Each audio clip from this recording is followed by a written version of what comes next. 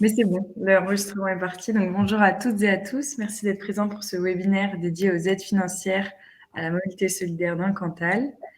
Donc, pour faire un rapide rappel, ce webinaire est organisé par la Fédération Mobile Auvergne-Rhône-Alpes et ses adhérents dans le cadre d'un projet qui s'appelle le projet Mobile ProPlus, qui a pour objectif de sensibiliser les acteurs locaux aux solutions de mobilité inclusive existantes sur le territoire. Voilà, c'est dans ce cadre-là que s'inscrivent ces webinaires. Donc, je suis Oriane Mathèse, chargée de mission pour la Fédération Mobile Auvergne-Rhône-Alpes, et je vais co-animer ce webinaire avec Pierre Savaric, président de l'AFAPCA. Pierre, je te laisse te présenter avant que je présente la fédération. Ouais. Du coup, bonjour à tous et à toutes. Du coup, je ne suis pas président de la FAPCA, mais directeur de la FAPCA, et co-président de la Fédération Mobile Auvergne-Rhône-Alpes. C'est rien de bien grave foncièrement. Du coup, je vais co-animer avec Oriane ce webinaire. L'objectif, c'est vous présenter des grandes généralités et d'avoir du temps d'échange entre nous pour ceux qui ont des questions à poser. Donc, du coup, il ne faut pas hésiter à nous couper et à prendre la parole par rapport à ce qui pourrait être dit et à ce qui pourra vous être présenté, en fait. Merci. Je vais laisser les participants qui veulent bien faire un tour de table. Comme on n'est pas très nombreux, c'est l'occasion de pouvoir échanger directement avec nous. Donc, je vous laisse appuyer dans la barre d'infos dans votre onglet participer. Comme ça, vous pouvez ouvrir vos micros et vous présenter, donc nous dire dans quel établissement vous travaillez, sur quel territoire et vos attentes pour ce webinaire. Merci.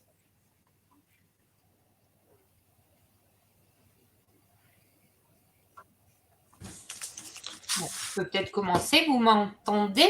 Oui, on vous entend. Oui. Alors, du coup, moi, je travaille au GRITA des Monts du Cantal, sur les sites de Mauriac et de Saint-Flour. Je suis formatrice et coordonnatrice des dispositifs d'insertion.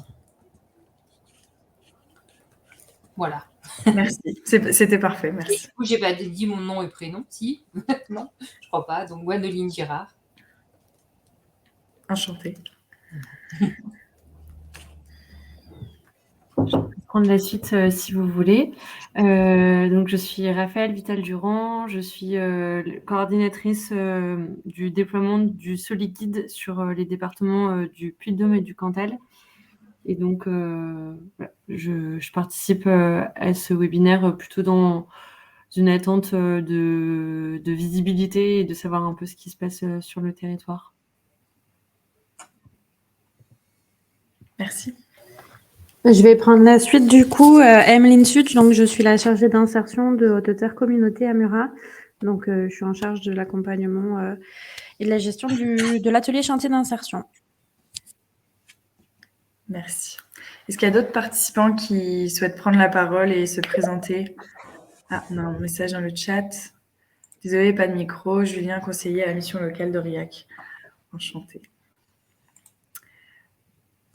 Vous pouvez également utiliser le chat pour nous écrire ou si vous avez des questions lors de ce webinaire. Donc, bienvenue à tous les participants. Donc, je vais présenter rapidement la Fédération Mobile Auvergne-Rhône-Alpes. La Fédération Mobile Auvergne-Rhône-Alpes, c'est une fédération qui regroupe différentes structures de la mobilité inclusive et solidaire. On regroupe 16 adhérents sur 11 départements, sur 12. Donc, on est présent dans tous les départements sauf dans l'Ain. Et du coup, les différents adhérents, ce sont des garages solidaires, des écoles à statut associatif, des loueurs solidaires, des vélo-écoles. Ça, c'est nos différents adhérents. Nos missions au sein du réseau, c'est d'accompagner et professionnaliser les acteurs, de fédérer les initiatives locales et régionales, de porter des projets innovants ou d'apporter notre expertise et notre ingénierie. On appartient à un réseau plus large qui est une fédération nationale qui a été créée en 2017, qui regroupe 11 régions et plus de 150 opérateurs de la mobilité inclusive. Rapidement, je vais vous présenter une cartographie de nos adhérents sur la région. Donc, on est présent, comme je disais précédemment, dans tous les départements sauf dans l'Ain et particulièrement dans le Cantal avec 2 structures qui sont le garage solidaire d'Aurillac et la FAPCA. pour vous mettre un petit peu dans le bain et dans la thématique de la mobilité inclusive. Je vais vous proposer une définition et vous allez devoir me dire si c'est vrai ou faux. J'imagine que certains ne connaissent pas cette notion de mobilité inclusive.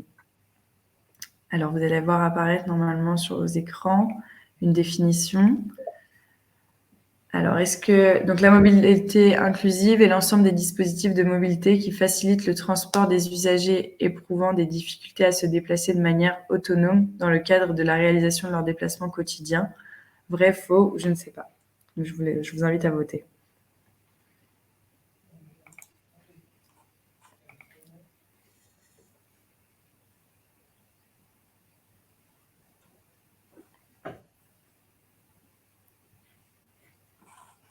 La plupart ont bien répondu en répondant que la définition était vraie. Donc j'espère que maintenant, c'est un peu plus clair pour vous ce que c'est que la mobilité inclusive. Pierre, je vais te laisser présenter la FAPCA. Alors du coup, brièvement, avant qu'on rentre dans le vif du sujet et la thématique du webinaire, donc la FAPCA, que je dirige, porte 4 types d'actions différentes. Une sur tout ce qui est remobilisation et action santé. Tout ce qui est autour de l'accompagnement à la mobilité, donc c'est le sujet d'aujourd'hui, l'accompagnement à la formation et l'accompagnement vers l'emploi avec les clauses d'insertion sociale. Et dans le cadre du coup de l'accompagnement à la mobilité, on porte un dispositif qui est la plateforme de mobilité Cantalmove. Et depuis janvier, on a aussi une auto-école solidaire sur l'association. Pour se donner un ordre d'idée, la FAPCA avait pas vocation initialement à travailler sur la mobilité, mais c'est un frein qui est prégnant sur notre territoire et dans lequel on s'est, j'allais dire, engagé à œuvrer. Et donc depuis, on travaille sur différents groupes ou avec différents partenaires pour justement essayer d'expérimenter des choses sur le territoire pour faciliter la mobilité solidaire, la mobilité inclusive et arriver à répondre justement à ces défis du déplacement du quotidien, comme ça pouvait être précisé dans la définition qu'Oriane vous a transmise tout à l'heure. Donc on organise une fois par an ce qui est un challenge mobilité avec le conseil régional Auvergne-Rhône-Alpes. Donc je suis coprésident de la Fédération Mobine, j'interviens sur un groupe de travail pour Cap Rural. On a œuvré à la mise en place du garage solidaire avec l'association Aurore et le Secours catholique. Je co-anime un groupe de travail Mobilité pour tous avec le programme Handicap et Société et Alice Fort. Et après, on est financé pour l'ensemble de ces actions par les fonds européens, les services de l'État, la région, le département et des partenaires privés, le FASTT, la G2R, Parcours Confiance, des choses comme ça. On va en reparler, on va retrouver ces noms-là sur la suite des slides. Est-ce qu'il y a des questions jusque-là ou pas? A priori, c'est que c'est plutôt clair. Tu peux présenter le territoire d'intervention. Du coup, l'association a son siège à Aurillac. Par contre, quand on parle de mobilité, on essaie de se rapprocher au plus près des bénéficiaires. Donc, apparaissent en orange les points sur lesquels on intervient le plus fréquemment. Quand je dis le plus fréquemment, on est une fois par semaine à peu près sur ces points-là. L'idée étant d'être au plus près des bénéficiaires, de lever le premier frein à la mobilité que de se rendre au premier rendez-vous. On arrive à faire des choses en visio, mais c'est plus à la marge.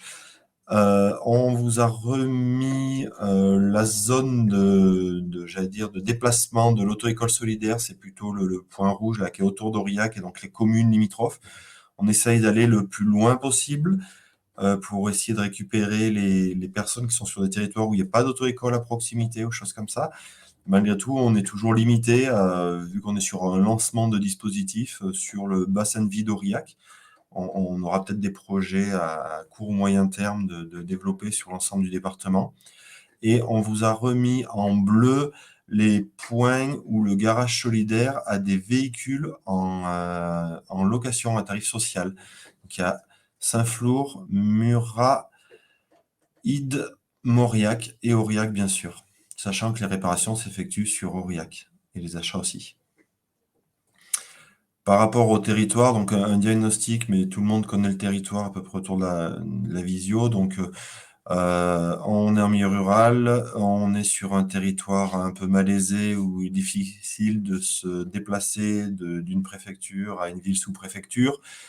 Et du coup, c'est un frein principal pour le retour à l'emploi, cette problématique de mobilité, mais ce n'est pas seulement une problématique financière. Souvent, la mobilité, c'est multifactoriel, c'est aussi bien économique, bien évidemment, social, psychologique, cognitif, ou des fois du coaching ou de l'accompagnement renforcé peut suffire à aider, mais en tout cas, ce n'est pas obligatoirement que financier. Merci Pierre. N'hésitez pas, hein, s'il y a des questions au fur et à mesure de la présentation, vous pouvez soit intervenir, soit les mettre dans le chat. En quelques chiffres, donc les aides financières à la mobilité solidaire, qu'est-ce que c'est? Donc ça, on a récupéré des données au niveau national. Donc quand même, les difficultés financières, c'est 1 jeune sur 2 qui ne s'inscrit pas au permis pour des raisons financières. Et pour faire un rappel un petit peu du budget mobilité dans les foyers, ça concerne 25% du revenu consacré à la mobilité dans les populations les plus vulnérables. Donc ça reste un budget très important. Et je me permets de recouper, pardon Oriane, sachant qu'il y a une étude qui est sortie la semaine dernière, les publics les plus vulnérables pour sortir de la situation de vulnérabilité mettent 6 générations. Donc on se rend compte que si on ne lève pas la problématique du frein à la mobilité dans le travail d'accompagnement socio-professionnel ou social, le chemin est encore plus long pour ces publics-là en fait. Et au niveau de la région, donc on a remis le montant de l'aide de la région pour financer le permis, mais ça concerne seulement l'aide au permis de conduire qui est de 200 €. On en parlera un petit peu plus tard. En tout, les microcrédits et les aides financières en 2020, ça représentait 4% des dossiers des bénéficiaires du réseau Mobine Aura. C'est plus élevé maintenant qu'en 2020, qui est l'année de la pandémie. Donc, on est en train de réactualiser les chiffres, donc on pourra vous les communiquer bientôt. Et au niveau des types de publics accompagnés par les adhérents de la fédération, c'est majoritairement des demandeurs d'emploi, des allocataires de minima sociaux, des jeunes en mission locale et les bénéficiaires les plus... ça concerne les seniors et les salariés en IE. Donc voilà, il y a tous ces types de publics qui sont accompagnés. Du coup, et au niveau de la FAPCA. Pardon, oui. Concernant le Cantal, donc là, c'est des chiffres 2021.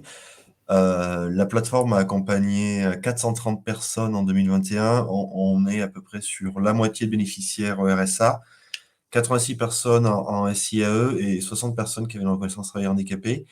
Sur ces 430 personnes, il y a eu 183 bénéficiaires qui ont pu justement accéder à une aide financière dans le cadre de leur permis ou dans le cadre de leur mobilité, que ce soit code plus permis, permis seul, remise à niveau, achat ou réparation de véhicules, en fait.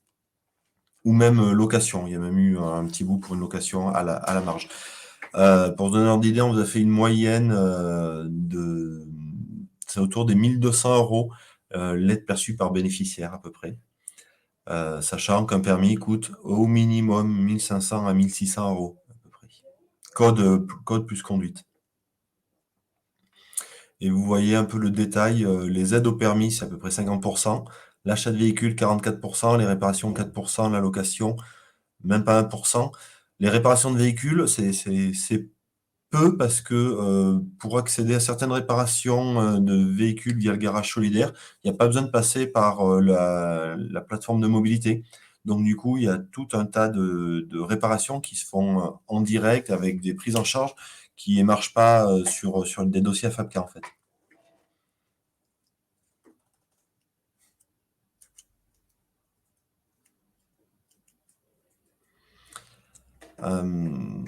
Le coût total donc des projets accompagnés, on a eu un budget avoisinant les 245 000 € d'aide financière sur l'année 2021, dont on va dire presque 220 000 qui sont des aides nous concernant à l'attention des bénéficiaires, et on demande toujours un cofinancement aux bénéficiaires qui s'élève à 25 000 €. On est à peu près à 10% de cofinancement pour les bénéficiaires sur les projets. Vous avez à côté les origines des financements, le détail un petit peu. Donc, on a une enveloppe concernant les fonds de stratégie pauvreté alloués aux bénéficiaires du département. On a du mécénat de la G2RA mondiale qui nous octroie une enveloppe aussi. Le conseil départemental qui met à disposition ses crédits d'insertion pour les bénéficiaires du RSA et de minima sociaux auxquels on peut faire des demandes. On mobilise du microcrédit social via le parcours confiance.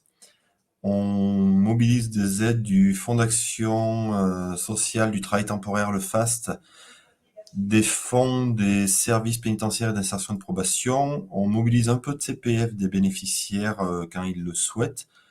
On a utilisé du PIC IAE et on retrouve le financement personnel des bénéficiaires.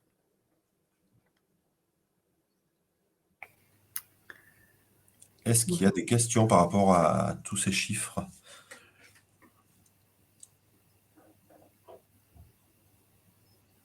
A priori, non. Il n'y a pas de message dans le chat non plus. Pour faire un petit rappel du parcours mobilité, pour expliquer un petit peu comment ça se passe pour ceux qui ne sont pas forcément au courant. Du coup, le parcours mobilité, c'est quand même l'idée qu'un bénéficiaire soit orienté par un professionnel de l'accompagnement, que ce soit un conseiller Pôle emploi, un conseiller mission locale, un conseiller d'insertion professionnelle dans un chantier d'insertion, voilà, qui va nous orienter l'un de ces bénéficiaires. On va nous mettre en place un accompagnement avec un diagnostic mobilité, un accompagnement individuel sur le savoir bouger ou pouvoir bouger. Tout ce qui est savoir bouger, ça sera plutôt tout ce qui est apprentissage, code de la route, conduite, toutes ces choses-là. Le pouvoir bouger, on sera plus sur les réparations, les solutions de financement, la location de véhicules. Tout ce qui est accès au covoiturage, à l'autopartage, c'est quelque chose qu'on a du mal à développer dans le Cantal. On fait toujours un bilan de parcours une fois que l'accompagnement de la personne prend fin.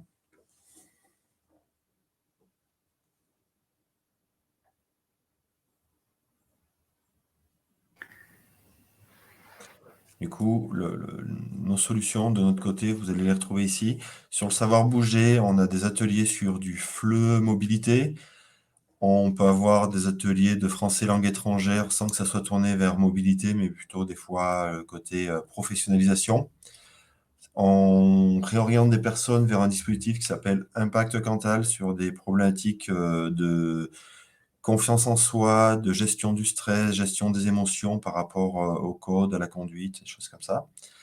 On a un dispositif qui s'appelle Coup de pouce santé qui permet d'accéder à des psychologues aussi, donc ils peuvent lever les mêmes freins autour souvent de la confiance en soi. On mène quelques ateliers collectifs sur comment apprendre à se déplacer. Donc là, ces ateliers-là, aujourd'hui, sont plutôt tournés vers des personnes en situation de handicap.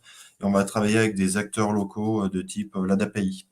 Comment un salarié des AT peut se rendre sur son lieu de travail dans de bonnes conditions en respectant le code de la route sans se mettre en danger, sans être dangereux pour les autres non plus. Donc ça, ces ateliers-là sont plus à la marge. Par contre, sur le pouvoir bouger, tout ce qui va être achat, réparation, location, on a vu tout à l'heure sur la slide d'avant que c'était, on va presque dire, un petit 50% de l'activité. Et tout ce qui était code de la route et conduite permis B, c'était l'autre moitié de l'activité à peu près. Et pour accompagner cette démarche-là, on a accolé une auto-école solidaire sur notre organisation de la plateforme qui permet de mettre en place différents ateliers pour acquérir les savoirs de base pour l'obtention du code de la route. Et pour les personnes qui ont les plus grosses difficultés dans la conduite, c'est-à-dire plus de 40 heures de conduite minimum, ils peuvent rentrer sur l'auto-école pour accéder donc à des cours de conduite, que ce soit sur boîte manuelle ou boîte automatique. L'auto-école solidaire n'a pas vocation à accompagner toutes les personnes qu'on a sur la plateforme de mobilité. Les personnes qui relèvent et qui peuvent aller dans une auto-école dite commerciale ou traditionnelle, en fait, vont vers cette auto-école-là et on mobilise des aides financières à ce moment-là dans le cadre de cette orientation vers une auto-école de leur choix en fait. L'auto-école solidaire vient bien en renfort pour des publics bien spécifiques, donc où il y a des prérequis. Le côté en boîte manuelle, il faut au minimum 40 heures d'évaluation de conduite et en boîte automatique, au minimum 26 heures, c'est-à-dire plus du double du minimum légal en fait. On est parti sur ce critère-là. Est-ce qu'il y a des questions sur les solutions qui sont proposées par la FAPCA?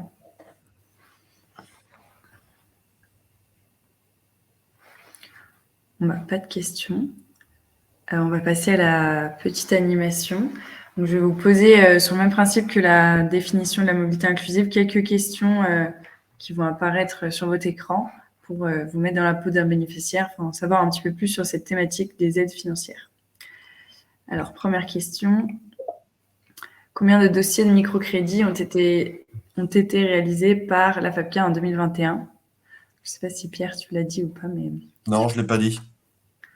La vérité est au milieu.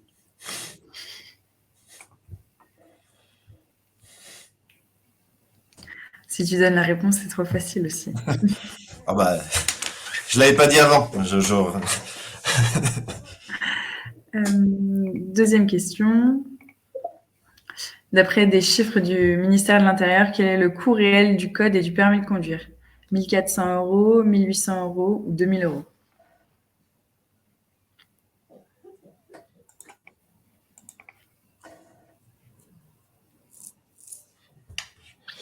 Ah, tout le monde n'est pas d'accord. Mais c'est bien 1 800 €, les coûts estimés du coût réel du permis de conduire. Alors du coup, tout à l'heure, pour le Cantal, moi j'ai parlé autour des 1 600 €.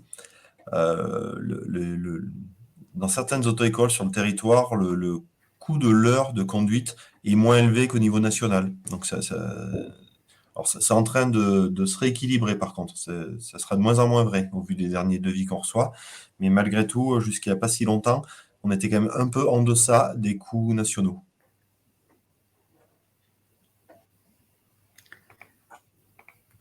Merci pour ces précisions. Troisième question. Dans quelle situation un prêt de microcrédit ne peut-il être accordé? Pour l'achat de véhicules, pour une formation professionnelle, pour un permis de conduire, pour des soins de santé non pris en charge par la sécurité sociale ou par la mutuelle, ou pour l'achat d'un bien immobilier.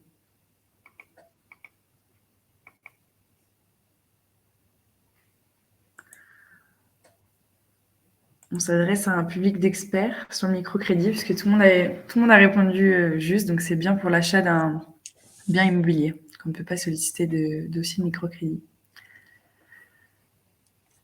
Quatrième question. Combien coûte une voiture en moyenne par an? 2 000 €, 5 000 € ou 10 000 €?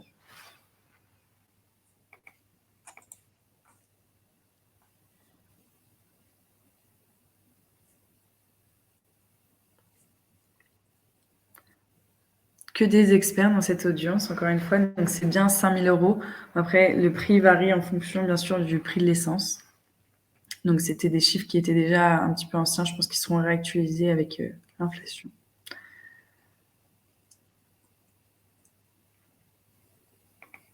Dernière question sur le microcrédit. Quelle est l'unique condition pour être éligible au microcrédit? Bénéficier des minima sociaux, être au chômage ou avoir un projet professionnel visant à une insertion sociale ou professionnelle?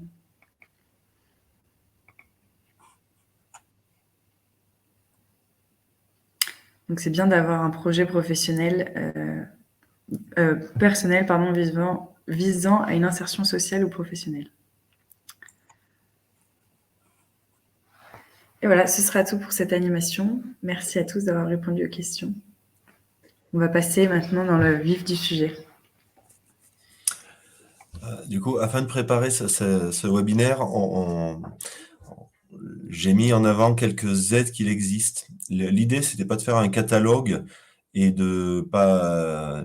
Chaque aide a des conditions différentes, un règlement intérieur différent, et donc les aides sont mobilisables pour chaque bénéficiaire en fonction de leur situation. D'où tout l'intérêt du bilan mobilité et de l'accompagnement qui se fait à côté de la mobilisation des aides. L'un sans l'autre, ça n'aurait pas de sens. Donc, j'ai référencé une aide de la mission locale qui s'appelle le FDAGE, Fonds départemental d'aide aux jeunes. Par exemple, si c'est un jeune qui est en garantie jeune, et je pense que Julien me contredira pas, ce n'est pas accessible, par exemple. Donc du coup, en fonction, les aides qui sont là n'ont pas pour but de vous être transmises tout de go, mais plus d'avoir une notion d'information et plutôt de se dire qu'en fait, des aides au financement du permis ou de la mobilité, il en existe. Des fois, c'est pas un problème financier, c'est ce que je disais en introduction, mais c'est tout l'accompagnement qui va autour, tout le cheminement que la personne doit faire pour entrer dans son projet mobilité qui permet que l'aide ait bien l'effet levier. On peut très bien mobiliser une aide si la personne ne va jamais en auto-école parce qu'elle ne comprend pas les questions du code. L'aide ne servira à rien et le code ne sera jamais obtenu, le problème de mobilité ne sera jamais levé. Donc du coup, il faut avoir eu, je vais dire, un peu une double lecture entre le catalogue des aides, là vous en avez quelques-unes, tout n'est pas là, et la possibilité d'être accompagné pour arriver à mettre en place ces aides avec un accompagnement qui soit suffisant en fait. On est sur le travail au long cours. Un accompagnement mobilité sur la plateforme, c'est entre 18 mois et 24 mois à peu près, pour avoir un ordre d'idée. Les accompagnements les plus rapides sont autour de 18 mois, un peu moins de 18 mois pour certains, mais on compte en moyenne au moins 18 mois. Donc, c'est-à-dire que le fait de mobiliser l'aide ne fait pas tout. Alors, je ne vais pas vous lire la slide comme ça, j'aurais préféré éventuellement qu'on échange sur ces questions d'aide ou des choses comme ça, si vous avez des questions par rapport à ça. Je trouverais ça plus intéressant.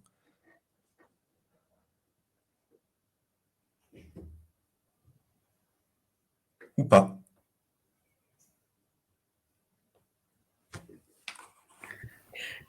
Moi, ce qui m'interroge, c'est comment on peut solliciter, enfin, comment on sait quel service solliciter, enfin, en tout cas, quel est le premier contact qu'on peut avoir. Et derrière, chaque structure, par exemple, si on mobilise une aide du Pôle emploi, ça va être le Pôle emploi qui va être en charge d'accompagner, de faire l'accompagnement social à côté de l'aide financière. Alors du coup, c'est tout le travail des conseillers mobilité là qu'on a au sein de l'association, justement à l'issue du bilan mobilité, de savoir si une aide pourrait venir favoriser le parcours mobilité de la personne, ou si même le parcours de la mobilité de la personne est viable ou pas, parce que des fois, même si on a une aide à mettre en face, si la personne n'est pas prête, ça sert à rien de mobiliser une aide tout de suite, il y a peut-être d'autres choses à mettre en place avant, en fait. Donc des fois, c'est aussi faire le deuil d'un projet, le temps de mettre d'autres ateliers en place pour pouvoir aller après dans de bonnes conditions vers cette aide et vers son projet initial. Donc nous, on a un petit outil en interne qui référencie pas mal des aides qu'on trouve à force de travailler sur le sujet et pour lequel on a référencié les contacts à chaque fois de qui on peut avoir pour instruire le dossier, le monter et voir si toutes les conditions sont bien requises ou pas en fait, et piocher. Donc dans le cadre de l'exemple de Pôle emploi, on peut très bien mobiliser une aide Pôle emploi à hauteur de 1 200 €. C'est pas parce qu'on peut la mobiliser qu'elle est mobilisable à tous les coups, et donc on se rapproche du conseiller Pôle emploi de la personne. On voit avec eux ce qui peut être fait et c'est le conseiller Pôle emploi qui va faire la demande d'aide et nous qui allons faire en sorte que l'accompagnement se suive bien dans le projet mobilité pour que l'aide aboutisse bien à l'obtention d'un code ou d'un permis. Voilà.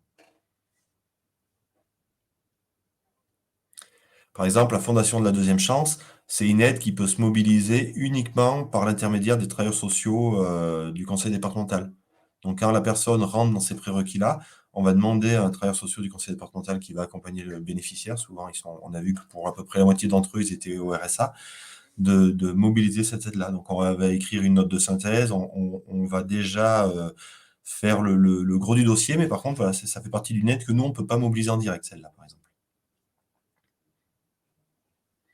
Les aides de la CAF ne sont accessibles à minima que s'il y a des enfants, si c'est un foyer avec enfants. Un homme seul n'aura jamais accès à une aide de la CAF, là, tout de suite. Donc, tous ces critères-là, alors là, je donne un critère sur une aide, bien évidemment. Il y a plusieurs critères par aide, en fait. Et tout l'intérêt du bilan et de l'accompagnement mobilité, c'est justement d'avoir cette connaissance-là, cette connaissance fine de l'existence sur le territoire, pour pouvoir faire la meilleure proposition possible aux bénéficiaires et que donc du coup, son reste à charge, qui, je le répète, s'impose. Il n'y a jamais de gratuité pour les bénéficiaires. On leur demande toujours un cofinancement et on va toujours essayer de se rapprocher du cofinancement le plus adapté à la personne.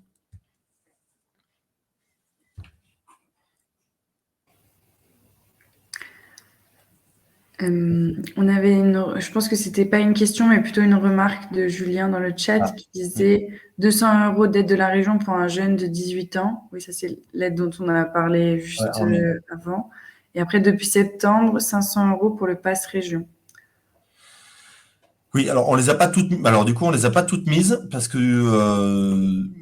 nous, on a recensé à peu près une centaine d'aides sur le accessible pour les bénéficiaires sur le territoire. Donc, on a mis les plus visibles, j'allais dire.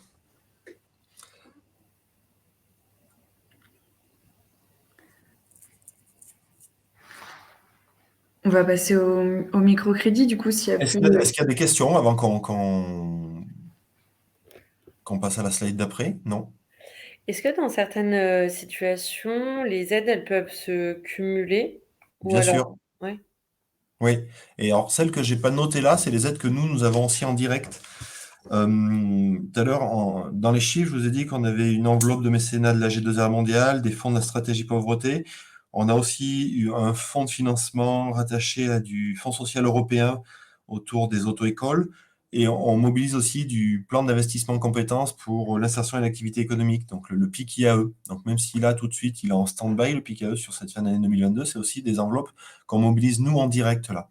Et qui ne sont pas, j'allais dire, l'AG2R, les fonds stratégie pauvreté ou le FSE qu'on mobilise, ce sont des aides qui nous sont propres. On n'est pas dans du droit commun. Et donc, j'ai pas mis le PIC IAE là sur la slide parce que du coup, tout de suite, le fonds est échu là tout de suite. Mais voilà. Donc, il a dit d'autres aides et on peut très bien mobiliser une enveloppe de fonds stratégie pauvreté avec l'aide de la mairie d'Aurillac et que la personne ait un bout de CPF pour compléter. Tout est possible. Ça dépendra, par exemple, pour le CPF, si la personne a choisi une auto-école qui est éligible au CPF ou pas, qui a été datadocké ou pas. Parce qu'en fonction des choix des bénéficiaires, vu que ce n'est pas le même tarif de l'heure dans chaque auto-école, le coût restant pour chaque bénéficiaire peut être différent, en fait. Des fois, ils ne comprennent pas pourquoi quelqu'un est aidé à tel niveau et d'autres à un autre. Parce qu'en fait, c'est des pourcentages. Et donc, du coup, à 46 € de l'heure ou à 39 € de l'heure, il ne reste pas le même code-part aux bénéficiaires. Mais ils sont libres de faire leur choix d'auto-école et donc, du coup, d'assumer ce choix-là en fonction des différences financières que ça peut générer derrière.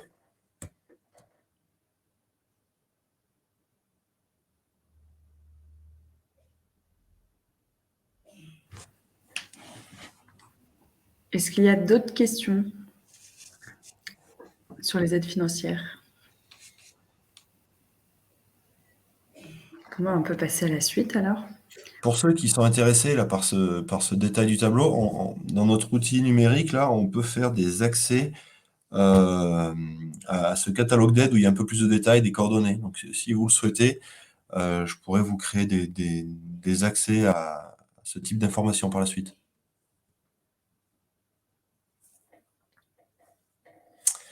De la même manière, il existe sur les modes de déplacement, donc là, on revient sur des choses de droit commun, tout ce qui est les TER, les tarifs illico-solidaires, illico-mobilité, je ne sais pas si ça parle à tout le monde ou pas.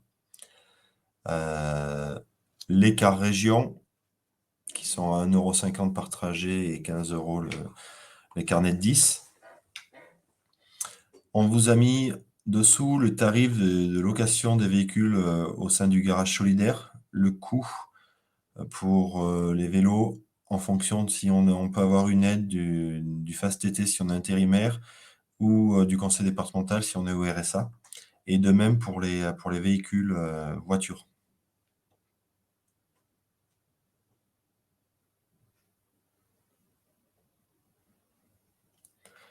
Tout ceci ne sont que des exemples. Il existe d'autres choses. En tout cas, là, sur ces modes de déplacement-là, pas guère plus, mais voilà, vraiment, il y a beaucoup d'aides possibles à mobiliser C'est aussi la difficulté de la mobilité, c'est que ça fonctionne souvent en silo. Un critère administratif donne accès à une aide, mais voilà, il faut en cumuler plusieurs ou il faut toutes les connaître pour arriver à avoir une vision globale. Donc, c'est un peu la difficulté des fois de mobiliser des aides existantes et qui sont des fois sous-utilisées.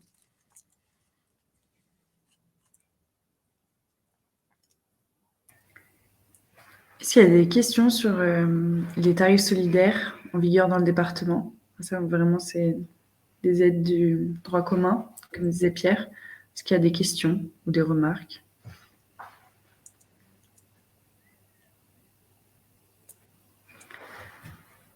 Alors, on va continuer sur le microcrédit. Alors, on a prévu une petite vidéo pour vous expliquer ce qu'est le microcrédit. Alors, j'espère que le son va fonctionner. Vous me dites ça tout de suite.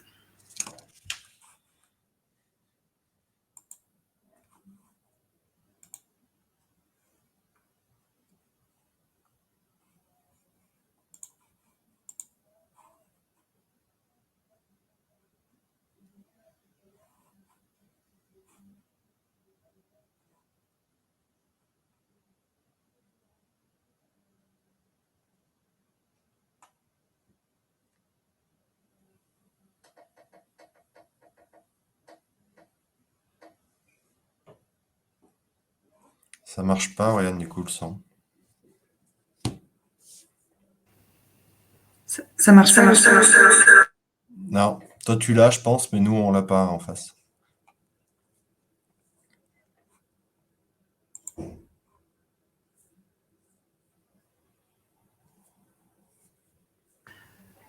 Mais alors, peut-être que Pierre, tu peux l'expliquer comme ça, parce que sinon, ça va pas. Oui, c'est moi qui vais faire la bande son. Je lance la...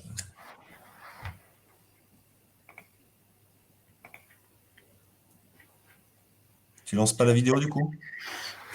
J'essaie, mais j'ai pas l'impression que ça va fonctionner. Mais vas-y, ce sera peut-être plus simple si tu... Après, dans tous les cas, un microcrédit, c'est la possibilité pour des personnes qui sont financièrement limites et pour lesquelles le crédit traditionnel n'est pas accessible, la possibilité pour eux d'emprunter de l'argent, alors à différents tarifs, c'est bien, ça va bien être la difficulté. On vous a fait de la même manière un petit tableau qui répertorie ce qu'il existe à peu près sur le territoire. Des différentes sommes d'argent à différents coûts avec ou pas des dépôts de garantie, des cautions. Ces microcrédits-là, comme dans ce qui avait été donné dans le petit test tout à l'heure, on peut s'en servir pour l'achat de véhicules, pour le permis, pour la réparation, pour des projets professionnels, c'est aussi possible. Il existe, en fonction de la prise de risque des opérateurs de microcrédit, des taux qui varient. Je vais prendre l'exemple de l'ADI à 7,45. Les personnes qui sont en situation d'interdit bancaire ou en commission de surendettement sont un public qui peuvent accéder au microcrédit de l'ADI. Du coup, étant un public plus, j'allais dire, avec plus de difficultés pour le remboursement potentiel, l'ADI met un taux plus haut. Tous les microcrédits sont bien accessibles à des personnes qui sont interdits bancaires ou fichées à la Banque de France. Cependant, dans l'étude des dossiers, ça leur est plus ou moins accessible, malgré tout. Je vais prendre le contre-exemple du parcours confiance. On travaille beaucoup avec eux, puisqu'on a fait 21 parcours confiance l'an dernier, 21 parcours confiance qui ont été financés, mais on en a déposé à peu près 33 de mémoire. Donc, il y a 12 dossiers qui n'ont pas été retenus. C'est-à-dire qu'au moment de l'étude, c'est pas parce qu'on dépose un dossier de microcrédit qu'il est retenu d'office. Et donc, par exemple, sur Parcours Confiance, ils sont beaucoup plus, j'allais dire, restrictifs sur l'accès au microcrédit pour les personnes qui ont un fichage Banque de France, à la différence de l'ADI. Le taux explique du coup leur prise de risque ou pas. On a des opérateurs plus locaux qui font du microcrédit, type la MSA, le Secours catholique qui le fait aussi et qui souvent se base avec un un système de banque à côté, en fait. Donc, ils vont faire l'intermédiaire. Si Parcours Confiance est rattaché à la Caisse d'épargne, par exemple, Créasol à la Banque Populaire, chaque opérateur se rattache à une banque et donc instruit le dossier à la base, demande la validation à la banque et la banque donne en définitive sa validation. Ça va être toujours la banque qui va décider en dernier. Par exemple, sur l'association, nous, on est labellisé par le Parcours Confiance et on est en train récemment de se labelliser avec Créasol. Alors, pas parce que le taux est plus cher, mais parce qu'avec Créasol, on va pouvoir favoriser du microcrédit pour acheter des voitures en leasing sur des Dacia Sandero neuves, en fait. Ce qui va permettre entre mobiliser 5 000 € pour une voiture d'occasion qui a 200 000 km ou une Dacia neuve qui, au bout de 5 ans, pourra être achetée par la personne et donc se doter de son propre véhicule. Il nous semble que, en termes de mobilité durable, ça a un peu plus de sens et de limiter l'achat de véhicules, j'allais dire, épave, parce que des fois, on se rend compte que les personnes vont faire un prêt pour un véhicule qui ne tiendra pas la durée du prêt. Donc, on essaie toujours de limiter. C'est pour ça que sur les 183 accompagnements au financement de projet, il n'y en a malgré tout que 21 sur le microcrédit. Ça reste pas quelque chose qu'on fait de manière automatique. On met déjà des filtres en amont avant de déposer un dossier auprès des partenaires bancaires, en fait. On fait en sorte que le microcrédit soit bien un effet levier et que ça ne soit pas quelque chose qui va générer plus de difficultés pour le bénéficiaire par la suite. Le but, c'est pas de rajouter de l'emprunt à l'emprunt.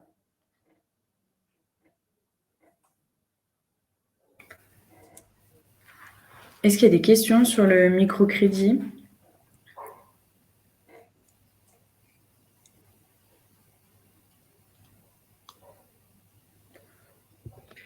Est-ce que tout le monde connaît la notion de dépôt de garantie ou de caution?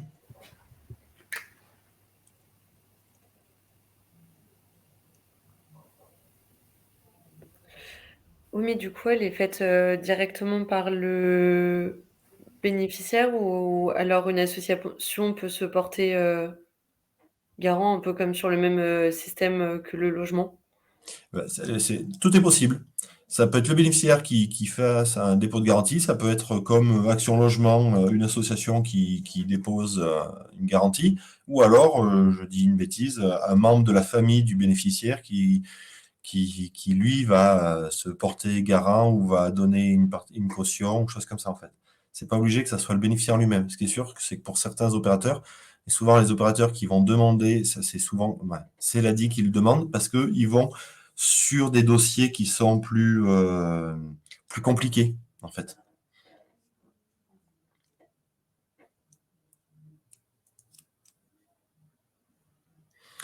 Tous les organismes de microcrédit ne sont pas référencés là.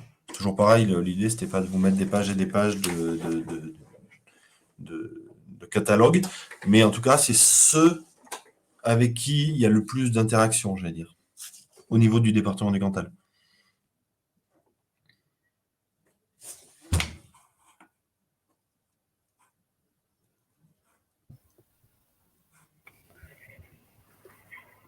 Alors, on va continuer. S'il n'y a plus de questions ou de remarques sur le microcrédit, sur la méthode de prescription.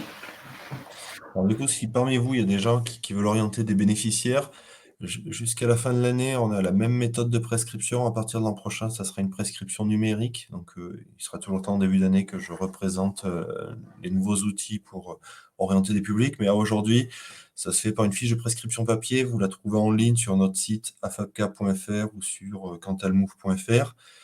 La fiche de prescription doit être envoyée vers la boîte mail d'azei.sei@cantal.fr. Il y a une validation. Une fois que la prescription a été validée, on fait un entretien préalable avec le bénéficiaire. On organise une rencontre. Il y a une première rencontre avec le bénéficiaire. On essaie de se rapprocher au plus près de son lieu de vie pour limiter ses difficultés de mobilité. Et à partir de ce moment-là, attaque le bilan mobilité. Le but étant d'accompagner la personne jusqu'au plus loin dans son parcours mobilité. Donc, un bilan, un plan d'action qui découle de ce bilan mobilité. on va sur un accompagnement adapté en fonction de ce qui ressort du bilan, de ce qu'on connaît du territoire, des aides et des possibilités, des capacités de la personne.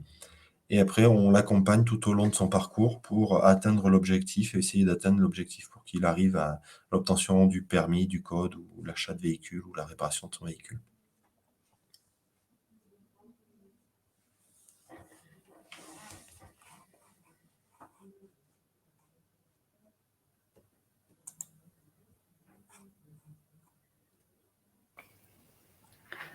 Y a-t-il des interrogations ou pas?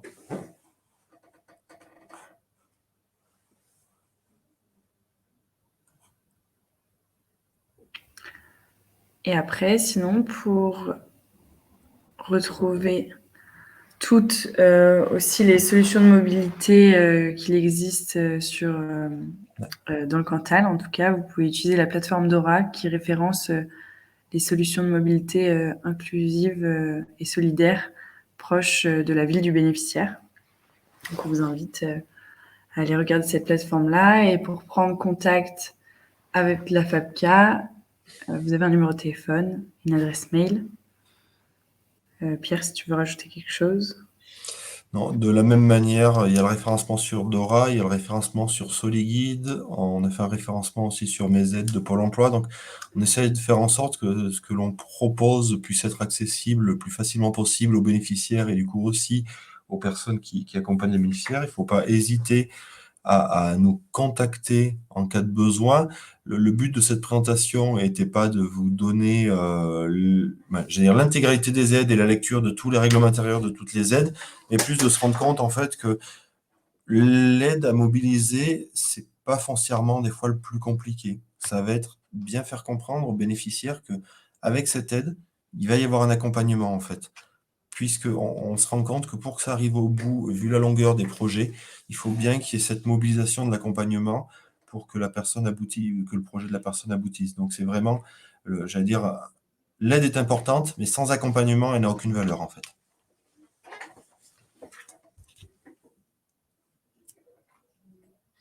Et la dernière aide que j'ai pas donnée, parce que du coup elle vient d'arriver, on va avoir une aide là à partir d'octobre pour l'achat de véhicules. Là, pour certains bénéficiaires, on pourra mobiliser jusqu'à 1 000 € d'aide pour l'achat de véhicules dans des garages, pas dans le garage solidaire, parce que le prix des voitures est déjà relativement faible, j'allais dire, mais par contre dans des garages traditionnels aidés pour acheter des véhicules.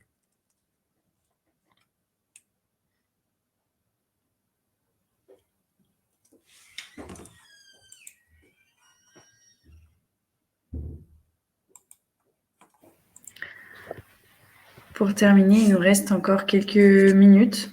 Est-ce qu'il y a des participants qui souhaitent échanger avec Pierre sur la thématique des aides à la mobilité solidaire ou des remarques, des questions sur les méthodes de prescription?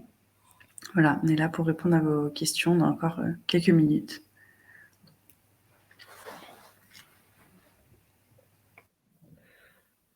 Moi, j'avais une question un peu plus d'ordre général.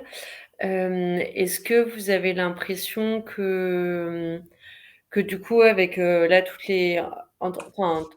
est-ce que le périmètre d'action de la FAPCA et toutes les aides qui ont été mises en place là sur ces derniers mois permettent aujourd'hui d'avoir une couverture déjà assez complète sur le territoire du Cantal et donc de bien répondre aux besoins, ou est-ce qu'il y a toujours des trous dans la raquette? Et comment se positionne le Cantal par rapport à d'autres départements? Enfin, est-ce que ça avance bien? Alors du coup, par rapport au trou dans la raquette, on en aura toujours, parce qu'on est sur l'accompagnement de dentelle. Et donc du coup, il y a toujours des situations pour lesquelles on n'arrive pas à avoir de réponse. Donc d'une année sur l'autre, on essaye moi d'aller monter des dossiers pour aller chercher des financements autres pour permettre justement de résorber ces trous dans la raquette. Mais malgré tout, voilà, on a des difficultés. Puis des fois, on génère nous-mêmes de la difficulté. On a accompagné beaucoup de bénéficiaires sur du code adapté en préfecture, par exemple. Donc, ils obtiennent leur code en langue maternelle, en arabe, par exemple, mais on se retrouve avec des gens qui, après, pour entrer en auto-école, le niveau de français est pas tout à fait suffisant. Donc, du coup, pour interagir avec l'enseignant de la conduite dans le véhicule, c'est un peu limité. Donc, du coup, là, on a mis en place, depuis la semaine dernière, un français langue étrangère mobilité pour apprendre que le vocabulaire.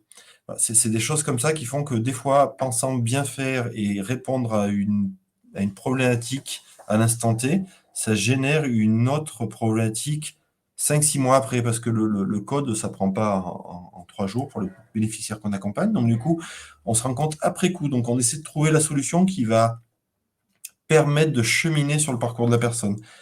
Mais on se dit que si la personne n'avait pas passé le code dans sa langue natale, elle ne l'aurait pas eu non plus, sachant qu'elle a déjà conduit dans son pays d'origine.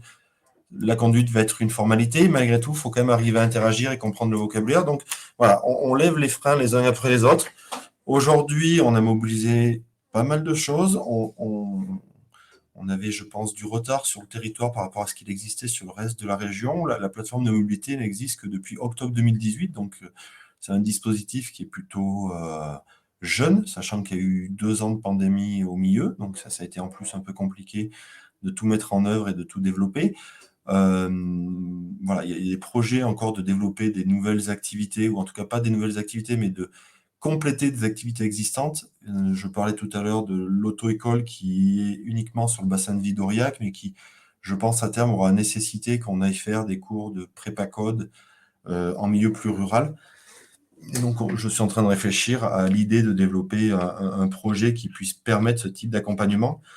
Le but n'étant pas d'être concurrentiel avec les auto-écoles des territoires plus ruraux, comme ce n'est pas le cas sur Aurillac, mais d'apporter des ateliers facilitant l'obtention du code pour des personnes qui ne peuvent pas y arriver par la voie traditionnelle, j'allais dire. Donc, du coup, ça, c'est quelque chose qui est perpétuel, cette recherche j'allais dire, d'adaptation du dispositif aux problématiques des personnes qu'on nous oriente. Et après, le côté financier, ben, on peut mobiliser des aides au financement, par exemple, pour l'achat de véhicules, mais si il n'y a pas de véhicules à acheter dans des tarifs raisonnables, par exemple, au garage solidaire, parce que ça fonctionne sur la base du don, on peut pas accompagner jusqu'au bout la démarche. Donc, du coup, c'est aussi multifactoriel, puisque du coup, le garage solidaire est une vraie réponse à cette problématique-là. Le fait qu'il y ait des dons de véhicules au sein du garage, ça permet de rétribuer des véhicules à tarif très modéré, tarif solidaire aux bénéficiaires. Mais les dons sont pas suffisants par rapport au nombre de demandes qu'on a. Donc, tout l'intérêt d'être allé chercher une autre enveloppe pour passer par d'autres garages et du coup diminuer le coût du véhicule dans des garages commerciaux traditionnels pour que ça soit de nouveau accessible à nos publics, en fait.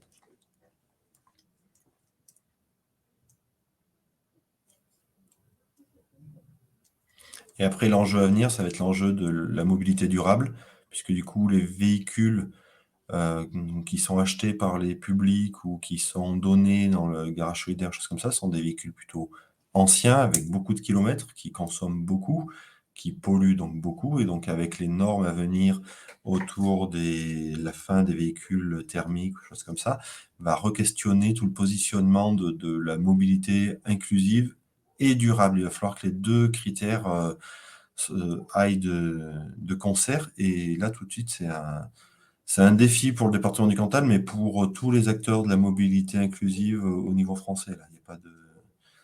Personne n'est en avance là, sur ce dossier.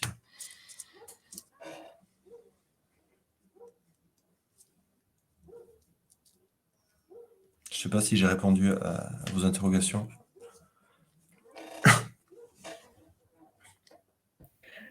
Oui, merci beaucoup.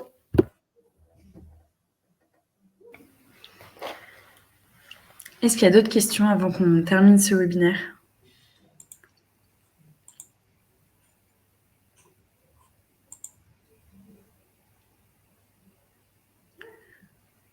Alors, c'est que c'était très clair.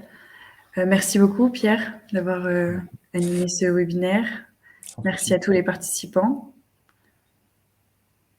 Tu voulais ajouter quelque chose ? Ben non, pour tous ceux qui ont besoin d'informations complémentaires, s'ils n'ont pas souhaité prendre la parole là, la possibilité de me contacter par l'adresse mail ou le téléphone qu'il y avait sur l'avant-dernière slide, sans aucun souci. Merci beaucoup à tous. Excellente journée. Bonne fin de journée. Merci. Au revoir. Au revoir. Au revoir.